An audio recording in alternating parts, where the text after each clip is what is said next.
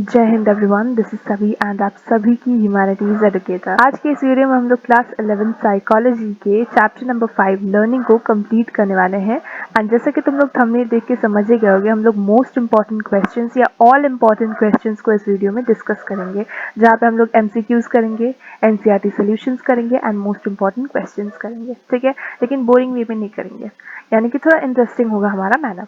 अब कैसे होगा मैम? तो देखो, हमारे एमसीक्यूज इस वीडियो में होंगे 18, ठीक है, एंड हर एक एमसीक्यू का मार्क्स होगा 1।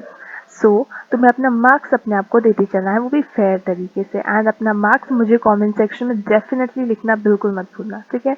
सो अब बिना टाइम वेस्ट किए, क्योंकि वीडियो थोड़ा लंबा जाएगा, क्योंकि हम एक ही वीडियो में सब कुछ इंटायरली फिनिश करने वाले हैं। सो वीडियो के एंड तक बने रहना एंड डेफिनेटली कोई और डाउट बच भी जाए तो कमेंट सेक्शन में लिखना मत भूलना, ठीक है। And one more important thing कि ये जो नोट्स है ये तुम्हें टेलीग्राम चैनल पे मिल जाएगा, जिसका लिंक डिस्क्रिप्शन में दिया हुआ है। So you just have to do nothing but join it, so that तुम लोग को ये पीडीएफ मिल जाए, तुम लोग अच्छे से रिवाइज कर लो, ठीक है। तो एमसीक्यू से स्टार्ट करते हैं। एमसीक्यू का क्वेश्चन नंबर 1 क्या है? मार्क्स देते चलना, ठीक है, एंड थोड़ा एक्टिव बनो, okay. So who is known for the classical conditioning experiment involving dogs? हम लोगों ने लर्निंग के अंदर पढ़ा था कंडीशनिंग के बारे में, एंड कंडीशनिंग के अंदर हम लोगों ने classical conditioning and operant conditioning की स्टडी की थी, राइट। तो अब तुम लोग को मुझे बताना है कि डॉग के एक्सपेरिमेंट हम लोगों ने किसके द्वारा पढ़ा था? बीएफ स्किनर के द्वारा, सिगमंड फ्रॉइड के द्वारा, जॉन वॉटसन के द्वारा, या इवान पावलोव के द्वारा? एंड द राइट ऑप्शन तुम्हें राइट गेस करना है, because it is very very very easy. And the right answer is option number D, Ivan P Pavlov. Check करते रहो अपना आंसर। क्वेश्चन नंबर 2 पे मूव करेंगे। बहुत ज़्यादा डिटेल में नहीं समझा रही, बिकॉज ये चैप्टर हम लोगों ने रैपिड रिविजन कर लिया, इसका हम लोगों ने इसका वन शॉट कर लिया है। तो आई डोंट थिंक कोई भी डाउट तुम लोग को इस चैप्टर में रह गया होगा। सो बहुत ज़्यादा टाइम नहीं वेस्ट करेंगे, लेकिन जहाँ पे मुझे लगेगा कि मुझे समझाने की ज़रूरत है डेफिनेटली मैं समझाऊंगी, लेकिन अगर कहीं भी क्वेरी है, डाउट है, तो तुम लोग कमेंट सेक्शन में पूछ सकते हो। Moving on to the second question, which is in classical conditioning, which is neutral stimulus initially associated with? Question क्या पूछ रहा है यहाँ पे कि हमारा जो neutral stimulus होता है वो किससे associated होता है? यानी कि हम लोगों ने पढ़ा था स्टिमुलस रिस्पॉन्स, राइट। तो यहाँ पे पूछा गया कि क्लासिकल कंडीशनिंग में जो हमारा न्यूट्रल स्टिमुलस था वो किससे एसोसिएटेड है? Is it associated with unconditioned stimulus, conditioned stimulus, conditioned response, unconditioned response? And the right answer of this question is unconditioned stimulus, ठीक है। इसमें पूछा क्या गया है कि तुम्हारा जो, देखो थोड़ा मेरा पेन ऐसा है तो इसमें मत जाना, ठीक है। तो यहाँ पे पूछा क्या, न्यूट्रल स्टिमुलस। हमारा जो सबसे पहला वाला कंडीशनिंग था उसमें हम लोगों ने पढ़ा था कि एक होता है अनकंडीशन स्टिमुलस, एक होता है अनकंडीशन रिस्पॉन्स, फिर होता है कंडीशन स्टिमुलस एंड एक होता है कंडीशन रिस्पॉन्स, जो कि हम लोगों ने डिटेल में इस चैप्टर के अंदर पढ़ा हुआ था। सो यहीं पे यहाँ पे यही पूछा गया कि सबसे पहला जो हमारा न्यूट्रल स्टिमुलस होता है वो किससे एसोसिएटेड होता है, ठीक है। ये थोड़ा ट्रिकी क्वेश्चन था, बट आई होप तुम लोगों ने इसमें भी अच्छे से स्कोर कर लिया है। Moving on to question number 3, which is in classical conditioning what is the response that is neutrally elicited by unconditioned stimulus? ऐसा कौन सा, मतलब क्लासिकल कंडीशनिंग में ऐसा कौन सा रिस्पॉन्स होता है जो कि हम लोग को देखने को मिलता है? And is it option A conditioned stimulus, option B conditioned response, option C unconditioned stimulus, या option D unconditioned response? And तुम्हें इसका आंसर देना है। एंड ये तो बहुत आसान क्वेश्चन था, come on. So the answer will be unconditioned response, ठीक है। Moving on to question number 4, what is operant conditioning based on? हम लोगों ने ऑपरेंट कंडीशनिंग में पढ़ा था, हम लोगों ने कंडीशनिंग में पढ़ा था कि कंडीशनिंग में हम क्या करते हैं कि हम किसी को कोई बिहेवियर सिखा रहे होते हैं, right. We generally teach a person to behave in a particular manner in conditioning.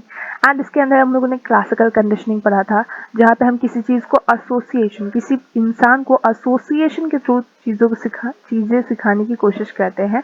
Where as operant conditioning की बात करें तो उसमें हम लोग ऐसा क्या यूज़ करते हैं जिससे इंसान बहुत जल्दी लर्निंग कर सके? एंड तो यहाँ पे तुम्हें बताना है कि कौन सा ऑप्शन होगा। Number 1 reflexes, number 2 reward and punishment, number 3 unconscious desires, या नंबर 4 इनहेरिटेड ट्रेट्स। सो इसका राइट आंसर क्या है? Definitely option number B, rewards and punishment, यानी कि री इन्फोर्समेंट का इस्तेमाल करते हुए हम लोगों किसी को भी कोई बिहेवियर सिखाते हैं, राइट, या फिर उससे भुलवा भी देते हैं, right. So that is your rewards and punishment. Moving on to positive reinforcement involves, हम लोगों ने डिटेल में पढ़ा था कि पॉजिटिव रीइंफोर्समेंट क्या होता है। आई होप तुम लोगों को पता हो कि रीइंफोर्समेंट क्या होता है, right. So reinforcement is all about जहाँ पे हम किसी को अवार्ड देते हैं अगर वो अच्छा काम करता है तो, एक्सपेक्टेड बिहेवियर करता है तो, एंड अगर वो अनएक्सेप्टेबल बिहेवियर करता है तो उसे पनिशमेंट देते हैं हम, ठीक है। सो अब रीइंफोर्समेंट के अंदर आता है पॉजिटिव रीइंफोर्समेंट, नेगेटिव रीइंफोर्समेंट, हम लोगों ने पढ़ा था, as well as your third one which is primary reinforcement, secondary reinforcement. I hope तुम लोग भूले नहीं होंगे, राइट। अगर थोड़ा सा भी भूले हो ना तो रैपिड रिविजन सीरीज जरूर देखना, जिसका लिंक डेफिनेटली आई बटन पे दिया हुआ है। So moving on to, yes, question क्या बोला है? Positive reinforcement involves adding a pleasant stimuli to increase the behavior, adding an unpleasant stimulus to decrease the behavior, removing a pleasant stimulus to decrease the behavior, या removing an unpleasant stimulus to increase the behavior। अब तुम्हें बताना है कि इनमें से कौन सा ऑप्शन सही है। एंड आई होप तुम लोगों ने आंसर दे दिया होगा, ठीक है। So the right answer of this question is we add a pleasant stimulus to increase the behaviour, यानी कि positive reinforcement is all about कि मैं चाहती हूँ कि तुम ऐसा बिहेव करो। फॉर एग्जाम्पल, सो मैं चाहती थी कि तुम अच्छे नंबर लाओ, ठीक है, एंड अच्छे नंबर तुम लोग लाओगे तो मैं तुम्हें गिफ्ट दूंगी। फॉर एग्जाम्पल, मैं तुम्हें स्मार्टफोन दूंगी, right. So this is your positive reinforcement. तो यहाँ पे मैं क्या करी, एक पॉजिटिव स्टिमुलस को ला रही हूँ जिससे तुम्हारा जो बिहेवियर है, फॉर एग्जाम्पल मैं तुम्हें इस बार फोन दूंगी तो अगली बार तुम लोग फिर से अच्छे मार्क्स लाओगे एंड फिर से तुम लोग एक्सपेक्ट करोगे कि मैं फिर से कुछ ना कुछ दूँ, जैसे कंप्यूटर हो गया या something else, right. So moving on to which of the following, this is question number 6। I hope तुम लोग को अब तक 5 में से 5 मिले होंगे। Moving on to question number 6, which of the following is an example of negative reinforcement. अब यहाँ पे तुम लोग थोड़े से फंस सकते हो, तो ध्यान देना। नेगेटिव रीइंफोर्समेंट का एग्जाम्पल क्या है? Number 1, giving a treat for good behaviour. Number 2, taking a privilege for bad behaviour. Number 3, removing an annoying sound after completing a task. या फिर number 4, ignoring a child's tantrum. So the right option, I'm waiting for you guys. अपने answers को सोच लो। And the right answer is option number C. यहाँ पे हम लोग remove करते हैं annoying sound after completing a task. Negative reinforcement positive reinforcement से टोटली अलग होता है। नेगेटिव रीइंफोर्समेंट में हम क्या करते हैं, हम बचने की कोशिश करते हैं, हम एस्केपिंग बिहेवियर करते हैं। फॉर एग्जाम्पल, अगर हम लोग को ठंडी लग रही होती है तो हम लोग वार्म क्लोथ्स पहनते हैं। So that is your negative reinforcement का एग्जाम्पल कि हम किसी दर्द तकलीफ से बचने के लिए वहां से एस्केपिंग रिस्पॉन्स करते हैं, ठीक है। कहीं पे मुझे तकलीफ हो रही है तो मैं वहां से भागने की कोशिश करूंगी। So that is your negative reinforcement. तो negative reinforcement is all about you are doing escape response for, ताकि तुम अपने आप को प्रोटेक्ट कर सको, okay. Moving on to question number 7, which is extinction in operant conditioning refers to. Extinction का मतलब क्या होता है? So number 1, the sudden reappearance of previously extinct behaviour. अचानक से क्या बिहेवियर हमारे पास आ जाता है जिसे हम भूल गए होते हैं। Option B, the gradual weakening and eventually disappearing of condition response. तुमने कोई एक बिहेवियर सीखा था लेकिन अचानक से तुम भूल गए उसे, ठीक है। The strengthening of behaviour through reinforcement, कोई रीइंफोर्समेंट मैं तुम्हें दे रही हूँ जिससे तुम कोई बिहेवियर लर्न कर रहे हो। And option D, the process of classical conditioning. And इसमें से क्या राइट आंसर है ये तुम्हें फटाफट से गेस कर लेना है। And now I am going to answer the question. Definitely option number B is the right answer, जहाँ पे हम क्या कर रहे होते हैं, हम धीरे धीरे ग्रेजुअली कोई भी याद किए हुए चीज को भूल जाते हैं। जैसे फॉर एग्जाम्पल डॉग के एक्सपेरिमेंट में हम लोगों ने देखा था। सो डॉग के एक्सपेरिमेंट में हम लोगों ने देखा था कि कैसे हम लोगों ने कुछ टाइम तक उसे बेल तो बजाया पर खाना नहीं दिया, राइट। सो इससे क्या हुआ कि वो धीरे धीरे भूल गया कि बेल बजेगा तो खाना आएगा, दैट वाज, वो भूल गया था, राइट। अब बेल बजता था तो उसको कोई सलाइवा सिक्रीट नहीं करता था वो, राइट। सो ग्रेजुअली वो चीजें भूल गया। सो that is the extinction. Moving on to question number 8, that is which type of learning occurs through observing the actions and outcomes of other.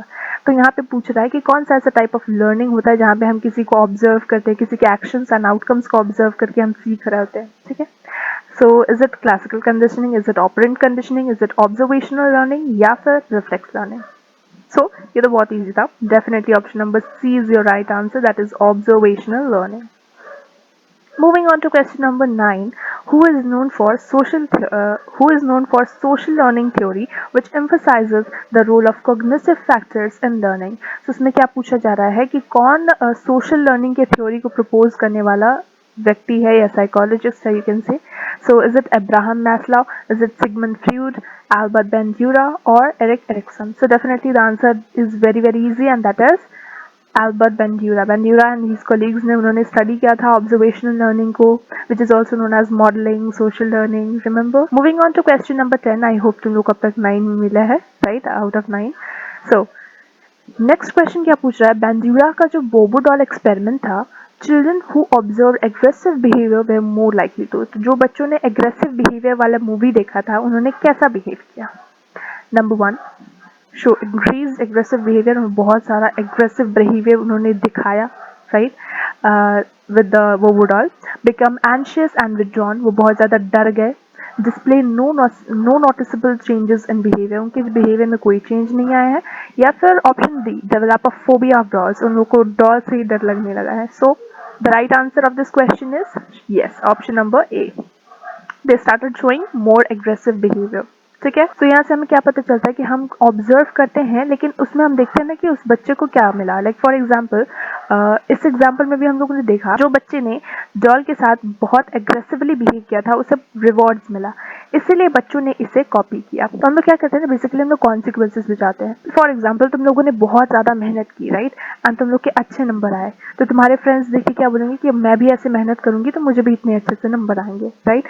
अगर तुम्हारे बहुत ज्यादा मेहनत करने के बाद भी तुम्हें अच्छे नंबर नहीं मिलते तो तुम मेहनत ही क्यों करते, right. All this our hard work depends on the consequence, right. So observation में भी ऐसा ही होता है कि हम पहले देखते हैं कि कॉन्सिक्वेंसेस क्या है. According to cognitive psychologist, learning involves number 1, automatic responses to stimuli, the interaction between genes and environment, the acquisition of mental processes and knowledge, the repetition of behavior for rewards. So सबसे पहले तुम्हें question समझना पड़ेगा. Question क्या बोल रहा है कि कॉग्निटिव साइकोलॉजिस्ट, कॉग्निशन क्या होता है, कॉग्निशन मतलब द प्रोसेस ऑफ लर्निंग और understanding.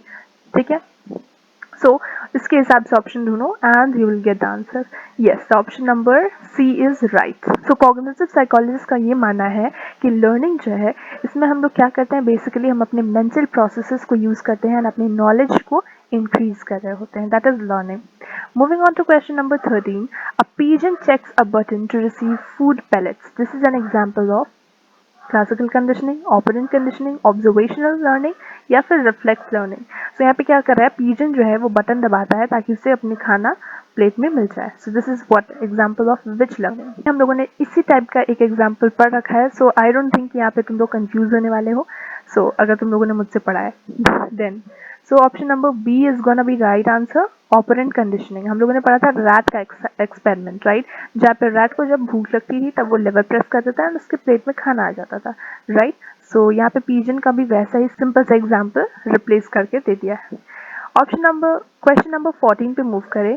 What is the term for relatively permanent change in behavior or knowledge due to experiment is called? Adaptation, perception, learning, reflexes. अब यहाँ पे तो मुझे कुछ समझाने की जरूरत ही नहीं है, क्वेश्चन डायरेक्ट पूछ रहा है की टर्म यूज करके, तो इसका आंसर तुम लोगों को फटाफट से गेस करना है. And the right answer is definitely learning, right. So learning is relatively permanent change in our behaviour. ठीक है, जैसे हम कुछ भी चीज़ याद करते हैं तो हमारे बिहेवियर में वो हमेशा के लिए रह जाता है. ठीक है, that is relatively permanent change. लेकिन फॉर एग्जाम्पल अगर मैंने कुछ याद किया, फॉर एग्जाम्पल कोई चैप्टर, लेट्स सपोज लर्निंग का चैप्टर मैंने याद किया है, लेकिन मैं बहुत टाइम तक रिवाइज ना करूँ उस चैप्टर को, तो डेफिनेटली बहुत नेचुरल है कि मैं इस चैप्टर को भूल जाऊंगी, राइट. लेकिन अगर मैं रैपिड रिविजन सीरीज देख लूँ एक बार तो पूरा चैप्टर वापस से मेरे माइंड में आ जाएगा, right. So that is relatively permanent change का example. Got it? Moving to question number 15, which is the process of generalization is in classical conditioning refers to. So यहाँ पे process of generalization इसका मतलब क्या होता है? डिसअपियरेंस ऑफ कंडीशन रिस्पॉन्स, यानी कि हम लोगों ने कुछ याद किया है उसे भूल जाना. The ability to discriminate between similar stimuli, हम डिस्क्रिमिनेट करते हैं सिमिलर स्टिमुलाई के बीच में. Extension of condition response to similar stimuli, या फिर the pairing of neutral stimulus with an unconditioned stimulus. And definitely the right answer is option number C. Moving on to question number 16, which of the following is an example of primary reinforcer? Is it money, praise, food, या grades? And definitely the answer we know, that is food, right? हम लोगों ने पढ़ रखा था primary reinforcement के बारे में. Primary reinforcement is all that which is very very important for our survival. like for example food, right, for example clothes, for example house, right, all these things are the basic things जो हमारे लिए most important होते हैं, ठीक है, इनके बिना हम लोग रह ही नहीं सकते। सबसे पहले तो हमें खाना चाहिए, सबसे पहले तो हमें पानी चाहिए, बाकी सारी चीजें बाद में आती हैं, right. So that is your primary reinforcement. Moving on to question number 17. A student studies hard to avoid failing in tests. This is an example of definitely very easy, and मैं यहाँ पे कुछ नहीं बताने वाली हूँ, चुपचाप आंसर तुम लोगों को देना है कमेंट सेक्शन में। एंड पॉजिटिव reinforcement होगा, नेगेटिव reinforcement होगा, पॉजिटिव पनिशमेंट होगा या नेगेटिव पनिशमेंट होगा, and the right answer is definitely negative reinforcement। इसका एग्जांपल मैंने दिया था, हम लोग फेल होने से डरते हैं, ठीक है, एक स्टूडेंट है जो बहुत ज्यादा फेल होने से डरता है, इसलिए वो पढ़ाई करना स्टार्ट कर देता है, सो बहुत ज्यादा हार्ड वर्क करने स्टार्ट कर देता है। So this is an example of कि वो बच रहा है, ठीक है, किस चीज से बच रहा है, फेल होने से बच रहा है, तो फेल होने से बचने के लिए वो पढ़ रहा है, तो this is your negative reinforcement, जहाँ पे वो एस्केप रिस्पॉन्स कर रहा है फेल होने से। Moving on to question number 18 which is our last question. I hope तुम लोगों ने अच्छा एमसीक्यूज में स्कोर किया है, right. Now according to classical conditioning principles, what is the term for learned ability to distinguish between conditioned stimulus and other irrelevant stimuli? Is it discrimination, generalization, extinction, yeah, acquisition? And definitely the answer you know, right, and the answer is discrimination. जहाँ पे हम क्या करते हैं कि कोई भी stimulus है उसके बीच में डिस्क्रिमिनेट करते हैं। फॉर एग्जाम्पल यहाँ पे क्या होता है ना, जनरलाइजेशन का भी एग्जाम्पल मैं दे देती हूँ क्योंकि वहाँ पे भी बहुत ज़्यादा तुम लोग कंफ्यूज हो जाते हो। जनरलाइजेशन में क्या होता है ना कि हम जैसे फॉर एग्जांपल चलो ज्योग्राफी टीचर का एग्जांपल लेते हैं। अभी तक जो तुम्हारी ज्योग्राफी की टीचर थी वो तुम्हें अच्छी नहीं लगी क्योंकि वो तुम्हें ठीक से नहीं पढ़ा पाती थी, ठीक है।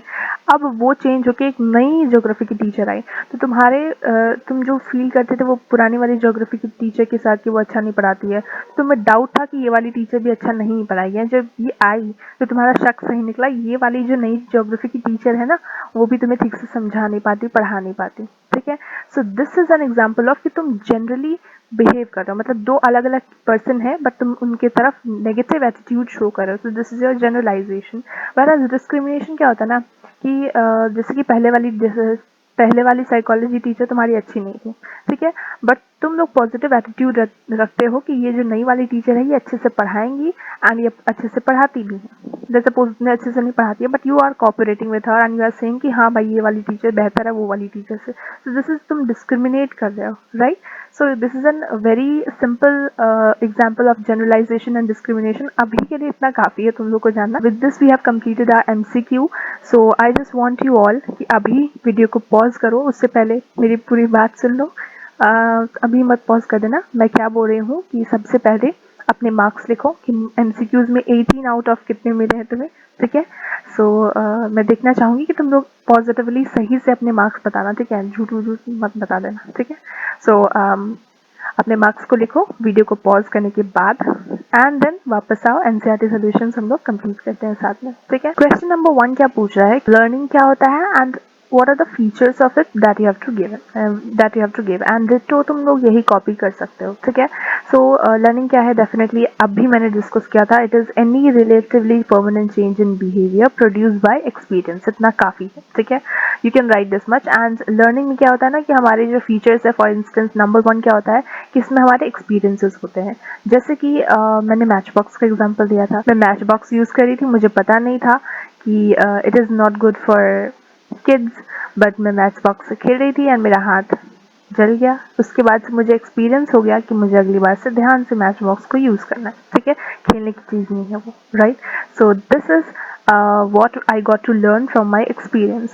Number 2 is any relatively permanent change जो हमारे बिहेवियर में आ जाता है, दैट इज योर, इसका एग्जाम्पल मैंने अभी थोड़ी देर पहले दिया था तो I am not giving. Third क्या है, इन्फर्ड प्रोसेस। लर्निंग जो है वो हमारे इन्फर्ड प्रोसेस, फॉर एग्जाम्पल तुम्हारा लर्निंग का चैप्टर तुम लोगों ने अच्छे से याद कर लिया है, समझ लिया है, ठीक है। तो अब जब तुम टेस्ट दोगे या फॉर एग्जाम्पल अभी तुम मेरे साथ ऑल इम्पोर्टेंट क्वेश्चंस को सॉल्व कर रहे हो, मैं क्वेश्चन बता रही हूँ, तुम लोग आंसर लिख रहे हो, साथ में प्रैक्टिस कर रहे हो। सो इससे क्या हो रहा है ना, on the basis of your performance I will जज एंड आई विल से कि तुम्हारा जो लर्निंग है वो हुआ है कि नहीं हुआ है, ठीक है। That is your inferred process. For example तुम लोगों ने टेस्ट दिया, अब टेस्ट के मार्क्स तुम्हें बताएंगे कि तुम्हारा चैप्टर कितना याद है, तुम्हारे सब्जेक्ट में तुम्हारी पकड़ कितनी है, ठीक है। So this is your inferred process. Moving on to question number 2, what does classical conditioning demonstrate learning by association. अब यहाँ पे पूछा क्या जा रहा है कि क्लासिकल कंडीशनिंग में हम लोग लर्निंग कैसे करते हैं? एसोसिएशन के थ्रू। हम लोग यहाँ पे एसोसिएट करते हैं, ठीक है। जैसे कि हम लोगों ने देखा था डॉग के एक्सपेरिमेंट में, हम लोगों ने एसोसिएट किया था। पहले हम लोग बेल बजाते थे, फिर हम लोग खाना देते थे एंड वो सलाइवा सिक्रीट करने लगा। कौन? डॉग, ठीक है। ये पहले तो पैवलॉव नहीं ध्यान से देखे, लेकिन आफ्टर मतलब एवं ही वो अपनी स्टडीज परफॉर्म कर रहे थे एंड उन्होंने नोटिस किया कि जब भी बेल बजता था ना, तो डॉग सलाइवा सिक्रीट करता था। मतलब वो अपने आप ही नेचुरली उसने लर्न कर लिया था कि जब भी बेल बजेगा तो उसे खाना मिलेगा, तो वो सलाइवा सिक्रीट करने लगा। सो ये उसने ऑटोमेटिकली लर्न कर लिया था। तुम लोग ने बहुत अच्छे मार्क्स लाए अपने एग्जाम में, तो मैंने तुम्हें फोन दिया, स्मार्टफोन, जो भी ब्रांड तुम्हें पसंद था। नेक्स्ट टाइम जब तुम अच्छे मार्क्स लाओगे तो तुम लोग एक्सपेक्ट करोगे मैं फिर तुम्हें कोई गिफ्ट दूँ, ठीक है। दिस इज तुम लोगों ने याद कर लिया कि जब भी मैं अच्छे मार्क्स लाऊंगा तो मुझे कुछ मिलेगा, right. So this is association, जो तुम लोगों ने एसोसिएट करके अपने आप सीख लिया है, लर्न कर लिया है, ठीक है। That is association. सो हमारे क्लासिकल कंडीशनिंग में हम उसी एसोसिएशन को देखते हैं, जहाँ पे कंडीशन स्टिमुलस होता है, कंडीशन रिस्पॉन्स होता है, अनकंडीशन स्टिमुलस होता है एंड अनकंडीशन रिस्पॉन्स होता है, ठीक है। अब वही सारी चीजें यहाँ पे तुम्हें आंसर में लिख देनी है, ठीक है। Highlighted words are very important. तुम अपने आंसर्स में भी ऐसे हाईलाइट करोगे, अंडरलाइन करोगे, नॉट हाईलाइटर से हाईलाइट मत कर देना, नहीं तो हो गया, ठीक है। अगर स्कूल में अलाउड हो then you can do, otherwise no need to do, ठीक है। Underlining is also enough. Moving on to define operant conditioning and discuss the factors that influence the course of operant conditioning. So operant conditioning क्या होता है वो तुम्हें बताना। operant conditioning में ऐसा conditioning होता है जहाँ पे मैं कोई भी behavior तुम्हें सिखाऊंगी through using your rewards and punishments. एक और चीज आती है यहाँ पे ना मेरा कंट्रोल मुझ पे होगा। फॉर एग्जाम्पल, अगर मुझे रिवॉर्ड नहीं चाहिए तो मैं कोई बिहेवियर नहीं परफॉर्म करूंगी। जैसे कि लेट्स सपोज मैंने तुम्हें बोला कि तुम अच्छे मार्क्स लाओगे तो मैं तुम्हें फ़ोन दूंगी, जो भी ब्रांड तुम्हें पसंद होगा, ठीक है। लेकिन व्हाट इफ अगर तुम्हें फ़ोन चाहिए ही नहीं, व्हाट इफ तुम्हें बाइक चाहिए या फिर कुछ और चाहिए, तो तुम लोग रिस्पॉन्स नहीं करोगे, तुम लोग अच्छे मार्क्स नहीं लाओगे, लेकिन लाना ज़रूरी है, ठीक है, एग्जाम में। वेल उससे साइड करें तो तुम लोग अच्छे मार्क्स नहीं लाओगे, राइट। वाई? बिकॉज तुम्हारी मर्जी, तुम्हें नहीं चाहिए फोन, तुम्हें कुछ चाहिए, जो तुम्हें चाहिए वो अगर मैं तुम्हें दूंगी then you will definitely do, right. So this is यहाँ पे हमारा बस हमारे पे होता है, ठीक है। जैसे डॉग एक्सपेरिमेंट में डॉग को कंट्रोल कर रहे थे हमारे पैवलॉव, इसमें ऑपरेंट कंडीशनिंग में रैट को कोई कंट्रोल नहीं कर रहा था। उसको जब भूख लग रहा था तभी वो लिवर प्रेस कर रहा था, खाना खा रहा था, नहीं भूख लगा था तो उसकी मर्जी, right. So this is operant conditioning का एक इंपॉर्टेंट फीचर जो हमें देखने को मिलता है। फैक्टर्स जो कि इन्फ्लुएंस करते हैं ऑपरेंट कंडीशनिंग को इज कि कौन सा टाइप, जैसे मैंने बताया अगर तुम अच्छे मार्क्स लाओगे तो मैं तुम्हें फोन दूंगी, जैसे फोन दूंगी, लेकिन तुम्हें फोन चाहिए ही नहीं, ठीक है। तो तुम्हें जो चाहिए वो अगर मैं तुम्हें दूंगी तो डेफिनेटली तुम लोग अच्छे मार्क्स लाओगे, right. So type of reinforcement matter करता है, क्वालिटी मैटर करता है, क्वांटिटी मैटर करता है। फॉर एग्जांपल मैं तुमने अच्छे मार्क्स लाए तो मैंने तुम्हें बहुत सारे फोन दे दिए, तो बहुत सारे फोन का तुम क्या करोगे, ठीक है। सो मुझे ध्यान रखना है कि क्वालिटी दूं, क्वांटिटी दूं प्रॉपर। देन स्केड्यूल, तुम लोग के आज अच्छे मार्क्स आए हैं तो मैं तुम्हें आज ही प्रोवाइड करूँ तुम्हारा रिवॉर्ड। अगर लेट होता है बहुत ज़्यादा तो उसमें पुअर लेवल ऑफ परफॉर्मेंस देखने को मिलता है, पुअर लेवल ऑफ लर्निंग देखने को मिलती है in association. So that is also one of the factor. Continuous and intermittent भी देखने को मिलता है, right. So that is also one of the thing. Moving on to question number 4, a good role model is very important for growing up child, discuss the kind of learning that it supports. So हमारे life में कोई ना कोई good role हमारा role model जरूर होता है, right. सो उनसे देख के हम इंस्पायर होता है कि हमें इनके जैसे बनना है। तो इसमें इसमें हमें बताना है कौन सा काइंड ऑफ लर्निंग यहाँ पे हम लोग यहाँ पे देखने को मिलता है। तो definitely observation learning, observational learning में भी हम लोग मॉडलिंग देखते हैं। यहाँ पे मॉडलिंग में क्या कि मेरा कोई रोल मॉडल है जिसकी तरह मैं बनना चाहती हूँ, तो दैट इज योर मॉडलिंग, ठीक है। लेट्स सपोज मेरे फॉर एग्जाम्पल मेरे inspiration let's suppose Narendra Modi हैं, हमारे prime minister, current prime minister. So अगर वो मेरे इंस्पिरेशन है, सो मैं उनकी तरह बनना चाहूँगी, राइट। तो उनकी तरह मेरी पर्सनालिटी होनी, मैं अपनी पर्सनालिटी उनकी तरह बनाऊंगी। सो यहाँ पे मैं बोल क्यों रही हूँ, उनका नाम क्यों ले रही हूँ, बिकॉज इट डिपेंड्स। अगर तुम किसी पॉजिटिव इंसान के जैसे बनना चाहते हो तो this is going to help you a lot in your personality development. वराज अगर तुम्हारा रोल मॉडल बहुत नेगेटिव है तो तुम्हारा भी पर्सनैलिटी वैसा ही होगा। तो जो भी बच्चा है या बच्ची है, जिस भी चाइल्ड की वहाँ पे बात हो रही है, तो बहुत इंपॉर्टेंट रोल होता है कि वो उसका जो रोल मॉडल है वो कौन है, मतलब पॉजिटिव पर्सन है कि नेगेटिव पर्सन है, right. That is also very important. Because हम उसे ही ऑब्जर्व करके अपनी पर्सनैलिटी बनाने वाले हैं. So that is also very important. So these are the things which you have to mention in your answer. ठीक है, मैं एक एक चीज़ तो मैं नहीं बता रही हूँ आंसर में, बिकॉज उससे हमारा वीडियो बहुत ज़्यादा लंबा हो जाएगा. फिर बाद में तुम लोग कमेंट करके बोलोगे कि मैम बहुत ज़्यादा वीडियो लंबा हो गया है, राइट.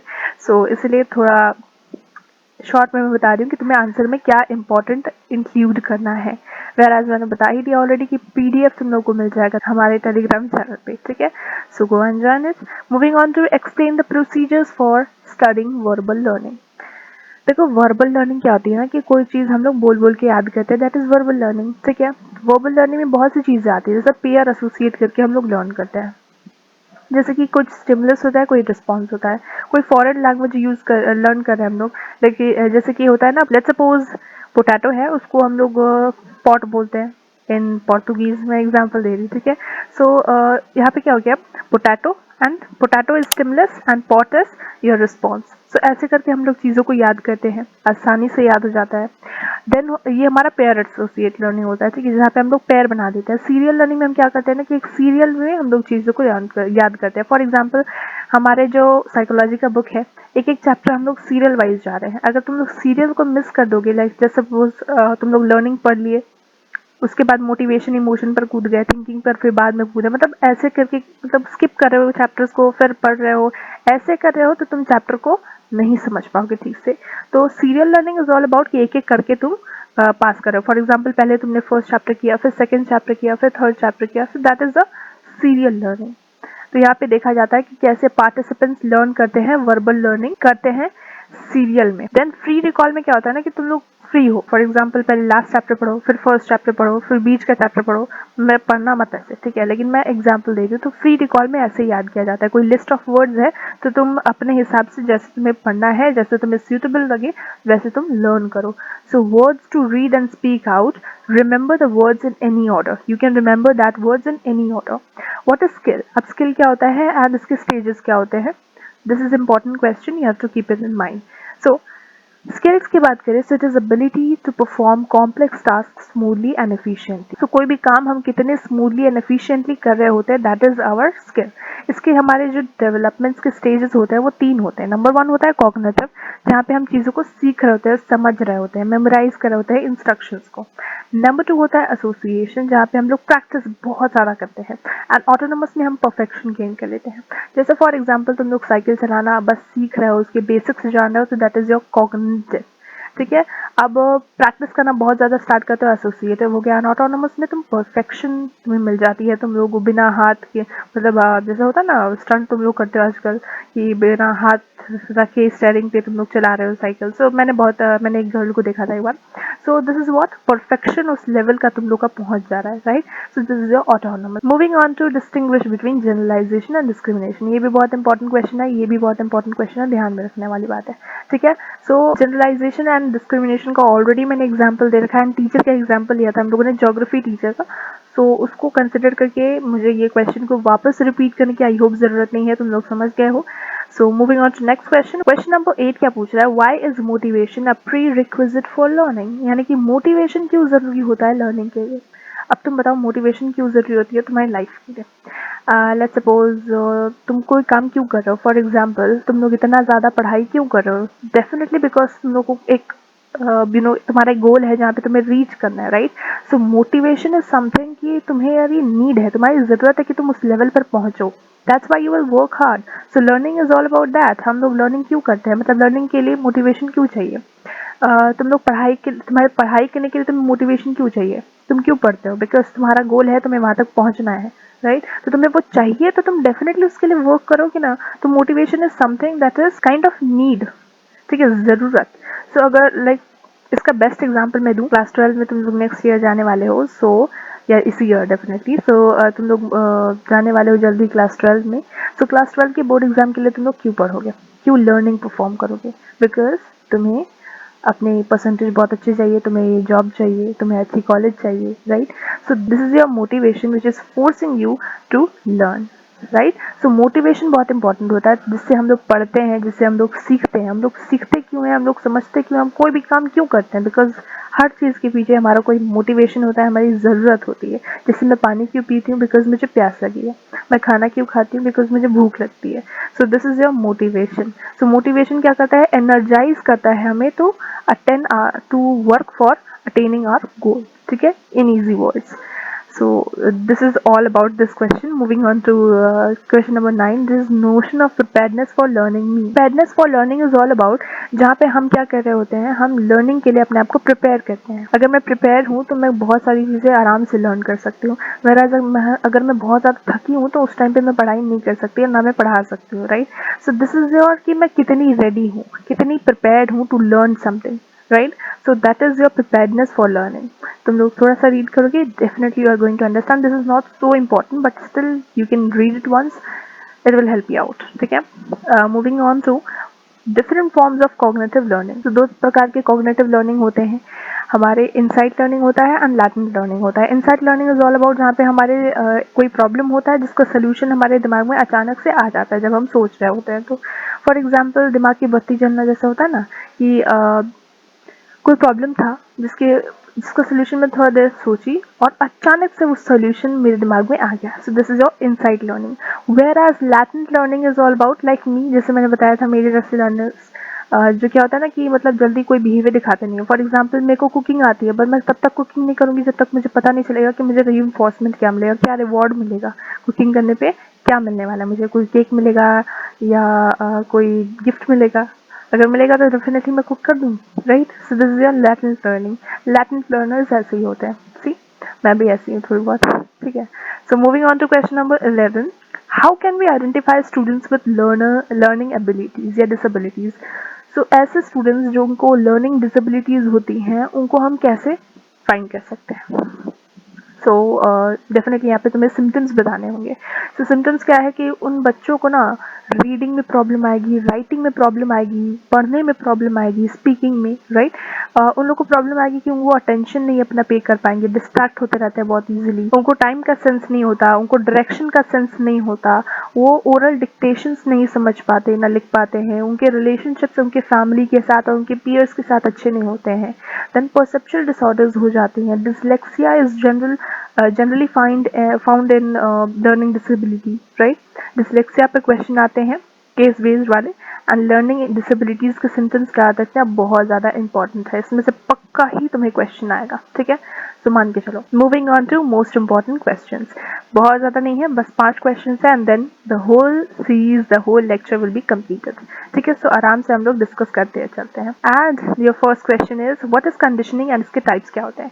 देखो कंडीशनिंग इज ऑल अबाउट जहाँ पे मैं तुम्हें कोई बिहेवियर को सिखाती हूँ to behave in a particular way, that is your conditioning, ठीक है। एंड इसके अंदर 2 टाइप्स होते हैं, क्लासिकल कंडीशनिंग, ऑपरेंट कंडीशनिंग, जिसके बारे में मैं लेक्चर के स्टार्टिंग से ही बहुत बार बता चुकी हूँ कि पैवलोव का डॉग एक्सपेरिमेंट, स्किनर का rat experiment, right. So starting से हम लोग डिस्कस करते हुए आए हैं, तो I am not going in detail, right. मैंने बहुत बार एक्सप्लेन कर दिया दोनों को ही, so you just have to go through it once and you will get to know about it. Next is what is spontaneous recovery. Spontaneous recovery is all about short questions के लिए आ सकता है, जैसे एमसीक्यूज, ठीक है। कोई चीज हम लोग याद किए होते हैं ना, वो भूल जाते हैं।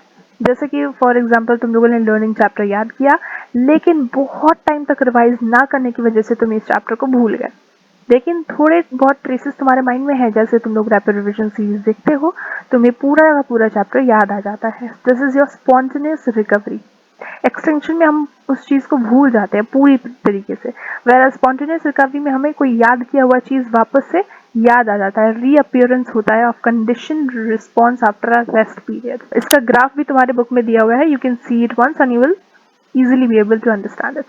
Define social learning. Social learning क्या होती है? Social learning मतलब कि ऐसी learning जो हमारे समाज, सोसाइटी के इंटरेक्शन से हमें चीज़ें समझ में आती है, याद होती हैं। जैसे कि interaction with my friends, interaction with my family, interaction with my neighbours, उससे मेरी पर्सनैलिटी बनती है, मैं चीज़ें सीखती हूँ उनसे, जैसे लैंग्वेज सीखी हम मैंने उससे, बिहेवियर सीखा मैंने उनसे, रोल मॉडल मैंने फाइंड किया, गुस्से में कैसे एक्ट करते हैं ये बच्चे सीखते हैं अपने पेरेंट्स से एंड अपने नेबर्स से, अपने फ्रेंड्स से, right. So this is your social learning. Moving on to category clustering, बहुत ज़्यादा इंपॉर्टेंट नहीं है बट ध्यान में रखनी है, बेसिक चीज़ें तो तुम्हारे दिमाग में होनी चाहिए, राइट। सो कैटेगरी क्लस्टरिंग की बात करें, so it refers organisation of information, जहाँ पे हम अपने इन्फॉर्मेशन को ऑर्गेनाइज करके रखते हैं। जैसे कि तुम लोग देख रहे हो, एग्जाम्पल है, इसको कॉपी मत कर देना, ये जस्ट एग्जाम्पल है जहाँ पे हमारा जो माइंड है वो कैसे इन्फॉर्मेशन को क्लस्टर करता है, या हम कैसे किसी भी इन्फॉर्मेशन को ऑर्गेनाइज करते हैं। This is just an example of that. So category clustering मतलब क्या होता है कि हम कोई भी इंफॉर्मेशन को कैसे ऑर्गेनाइज करते हैं। Moving on to explain verbal learning, number one होता है verbal learning is all about, जहाँ पे हम पिक्चर्स का इस्तेमाल करते हैं, एसोसिएशंस का इस्तेमाल करते हैं, बहुत से मटेरियल्स का इस्तेमाल करते हैं to learn something. So it was first studied by Hermann Ebbinghaus, so that is also one of the thing. Moving on to what is dyslexia and mention its symptoms, जो कि बहुत ज़्यादा इंपॉर्टेंट है, मैं बार बार बोल रही हूँ, उसको देखते हुए चलना। सिम्टम्स एंड डिसलेक्सिया क्या होती है। तो डिसलेक्सिया जहाँ पे this is again learning disorder होती है डेफिनेटली, एंड इसमें हम क्या देखते हैं, डिफिकल्टी होती है रीडिंग में, लर्निंग में, लेटर्स में ज़्यादातर, जैसे वॉल्स को सॉ लिख देते हैं, ऐसा टाइप का वो प्रॉब्लम, ठीक है।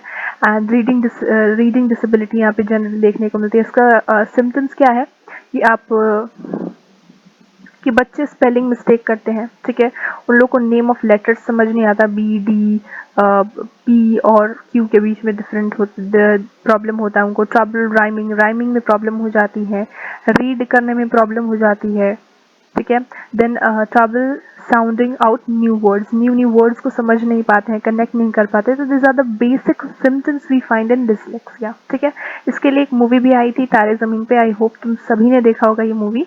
सो ये मूवी में बहुत अच्छे से बताया हुआ था कि कैसे Ishaan Awasthi, if I am not wrong, so उसको कैसे डिसलेक्सिया हुआ था एंड कैसे उसको सॉल्व किया गया था, लाइक दैट, या उसको डील किया गया था उसके प्रॉब्लम को। So this was all about dyslexia and this was all about learning. अब एक काम तुम्हें क्या करना है, एक होमवर्क है, ठीक है, मेरी तरफ से, and I definitely expect you कि तुम इस क्वेश्चन को मैं तुम लोग को देख नहीं सकती, right, but I definitely want you all guys to do this question, distinguish between classical conditioning and operant conditioning. This is important question definitely for your exam and for your test also. I want to know that कैसे तुम लोग इसका answer लिखते हो। This is for 6 marks and definitely इसका answer तुम्हें Telegram channel पे भी मिल जाएगा, ठीक है, एंड ये पीडीएफ भी तुम्हें टेलीग्राम चैनल पे मिल जाएगा। So go and join it. This is the end of our video, we have finally completed the whole chapter of learning. I hope तुम लोग का कोई डाउट नहीं रह गया है, कोई डाउट है भी तो कमेंट सेक्शन में रीच करो, मैं डेफिनेटली तुम लोग को रिप्लाई करूंगी, तुम्हारे आंसर्स, तुम्हारे डाउट्स को क्लियर भी करूंगी। सो अपना ध्यान रखना, मिलते हैं नेक्स्ट वीडियो में। Till then take care, bye.